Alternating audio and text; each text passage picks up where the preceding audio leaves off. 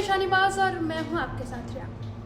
आज हम बात करेंगे एक ऐसी खबर की जो सीधे आपके बैंक अकाउंट, आपकी नौकरी और आपके इंटरनेट तक असर डाल सकती है। अगर आपका अकाउंट एसबीआई, यूनियन बैंक या एलआईसी में, तो ये खबर आपके लिए। दरअसल केंद्र सरकार ने ऐसा फैसला लिया है जिसने सरकारी बैंकों की दशकों पुरानी व्यवस्था को हिला कर रख दिया। वहीं दूसरी ओर देश के बैंकिंग सेक्टर में एक बड़ा मर्जर प्लान सामने आया है जिससे एक नया सुपर बैंक बनने जा रहा है। और आखिर में बात उस कंपनी की जो आसमान में इंटरनेट बरसाने आ रही है, एलन मस्क की स्टारलिंक। आइए देखें इस खास रिपोर्ट में।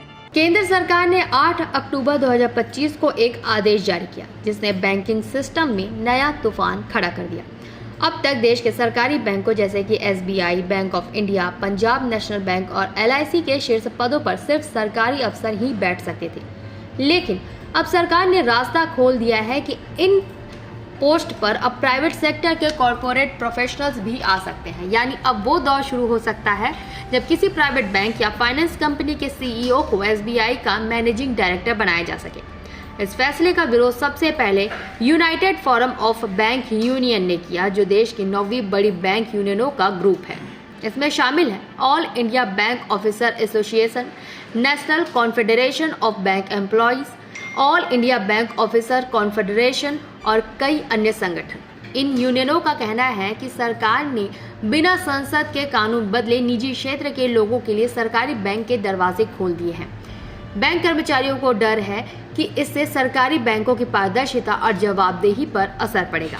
उन्होंने आरोप लगाया कि सरकार ने न तो एसबीआई एक्ट 1955, न बैंकिंग कंपनीज एक्ट 1970 और 1980 और न ही एलआईसी एक्ट 1956 में कोई संशोधन किया, फिर भी आदेश जारी कर दिया गया है। इतना ही नहीं, अब बैंकिंग में एचआर एजेंसी का दखल बढ़ेगा। पहले जहां किसी अधिकारी की योग्यता एनुअल परफॉर्मेंस असेसमेंट रिपोर्ट यानी एपीएआर से तय होती थी, अब प्राइवेट एचआर एजेंसी तय करेगी कि कौन टॉप पोजीशन के लायक है। यूनियन का डर यही है कि इससे बैंकिंग के फैसले अब काबिलियत से ज्यादा कनेक्शन पर निर्भर करने लगेंगे।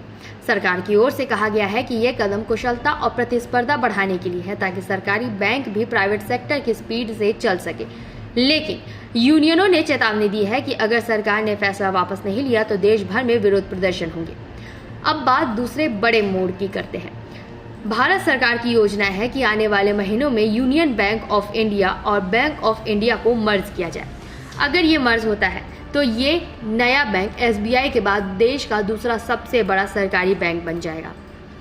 रिपोर्ट्स के मुताबिक इस बैंक की कुल संपत्ति 25.67 ट्रिलियन तक पहुंच सकती है, जो कि आईसीआईसीआई बैंक के लगभग बराबर होगी। फिलहाल देश का दूसरा सबसे बड़ा बैंक बैंक ऑफ बड़ौदा है, जिसकी संपत्ति 18.72 ट्रिलियन है।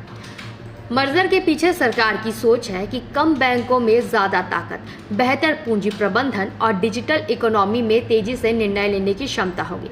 लेकिन कुछ एक्सपर्ट्स का कहना है कि जितना बड़ा बैंक उतना बड़ा रिस्क। 2008 में लेहमन ब्रदर्स के गिरने से पूरी दुनिया की अर्थव्यवस्था हिल गई थी।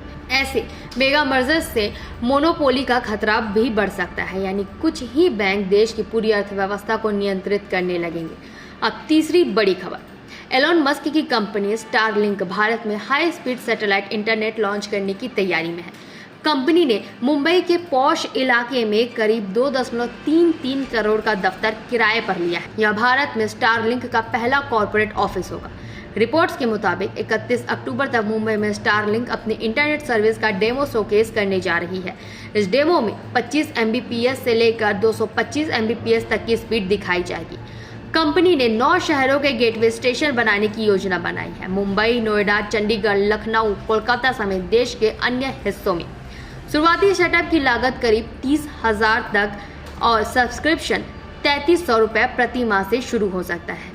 अगर सब कुछ ठीक रहा तो स्टारलिंक की सर्विस जनवरी या फरवरी 2026 तक शुरू हो जाएगी। इसका असर ये होगा कि देश के सबसे दूर दराज इलाकों, पहाड़ी, आदिवासी या ग्रामीण क्षेत्रों तक तेज इंटरनेट पहुंच सकेगा। यानी डिजिटल इंडिया अब सचमुच आसमान से उतरता दिखाई देगा। तो एक तरफ सरकारी बैंकिंग सेक्टर में निजी चेहरों के आने की तैयारी, दूसरी ओर पुराने सरकारी बैंकों का नया रूप बन रहा है। और इसी बीच देश के डिजिटल भविष्य की कामना और इसी बीच देश के डिजिटल भविष्य की कमान आसमान से जुड़ने वाली है। सवाल सिर्फ इतना है, क्या सरकारी बैंक अपनी पहचान बचा पाएंगे?